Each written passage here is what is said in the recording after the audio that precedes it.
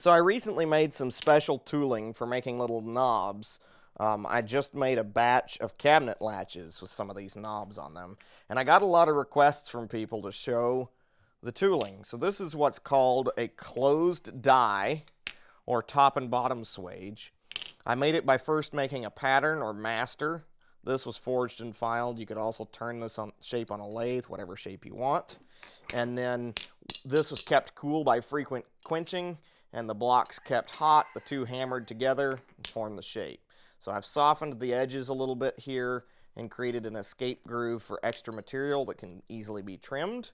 And we're going to run through the process of making a knob, which essentially looks like I've got my finished knob diameter is about 3/4 of an inch. So I've got a 5/8 piece of 5/8 round bar. I'm going to start by just upsetting and doming the end of the bar just a little bit. And then we're using top and bottom fullers. You could also use a guillotine tool with fullers or a spring fuller or something like that if you don't have the luxury of a little brother to strike for you. And we're going to forge the shape as close as we possibly can to the finished shape. We have to get the volume just right. Too little and it won't fill out the swage, and too much and it'll be really, really hard to squeeze it down. And but yeah, we just want to get it as close to the finished result as we can, although not too we don't have to worry too much about finish, just shape and volume. I'm looking for my tongs that I thought I had. There we go.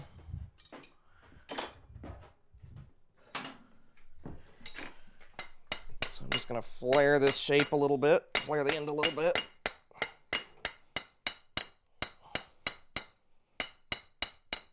Flare and dome. And then we're going to move to the fullers. Peter?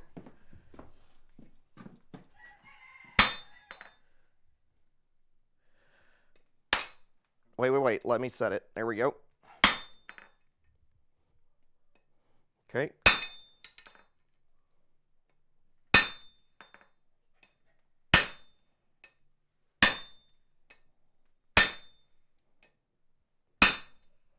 Lightly.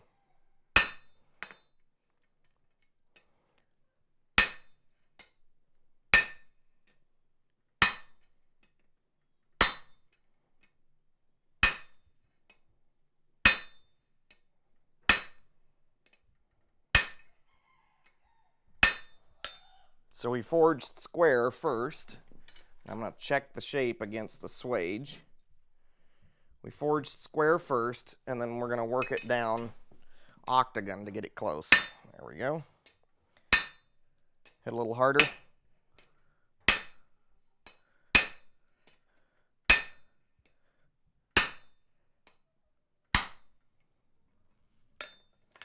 All right, let me check that.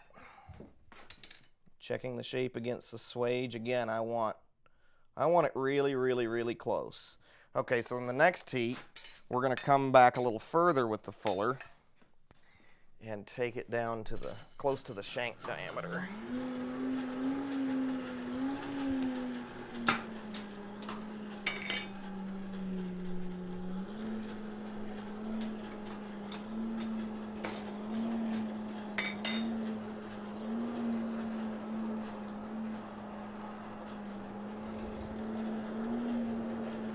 Just hope I've got enough volume in the knob. I think I do.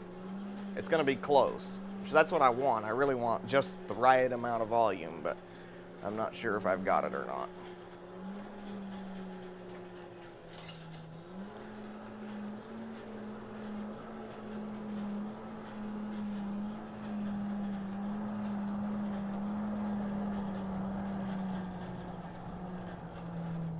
If we were really good at this, we'd be able to do the preform in one heat and the swaging in one heat.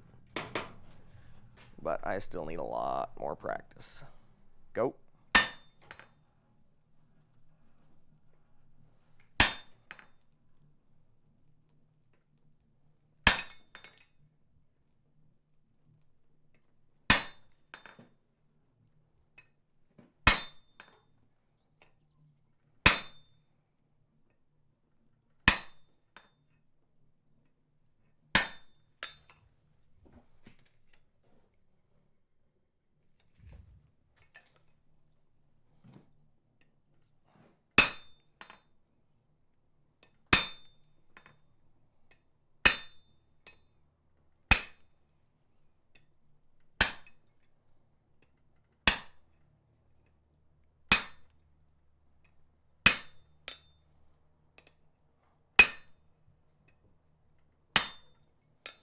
Not a very pretty job, but I think it'll get us there.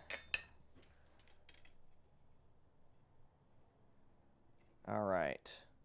Let's take that a little bit further. Just kind of tap it over and over again quickly. There we go. Keep going. Yep, very good.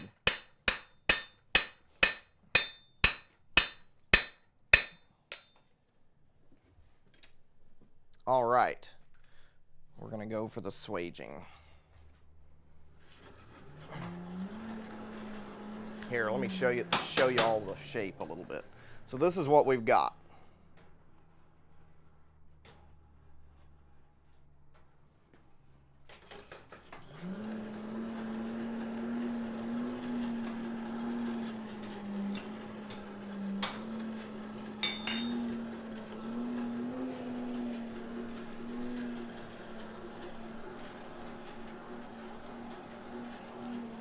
Now for the tongs.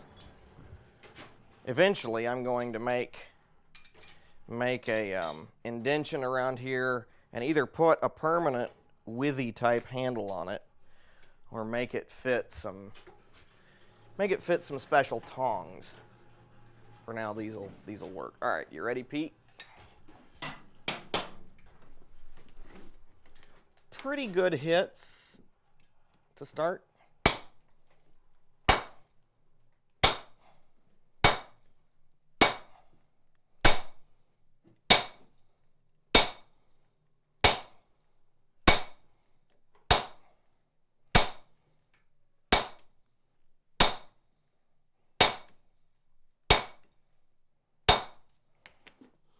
Beautiful.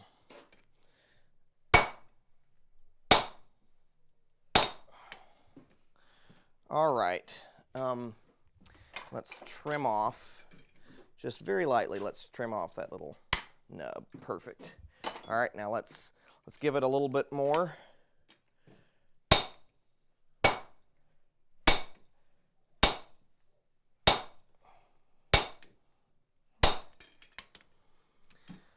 And there we go. It's definitely not perfect, and you can see some places where the swage didn't quite fill out. And it's just going to take me a little bit of practice to dial in just how much material to leave on the end so that it'll fill out. And it's also going to take a little bit of practice to get a really perfectly smooth result. But what this gives me is, it gives me a practically finished knob, which I could file or I could leave it black, with a shank that's ready without any file work or very, very little to go through a latch bar or a thin door bolt or something like that and get riveted in. So there you go. Simple closed die forging.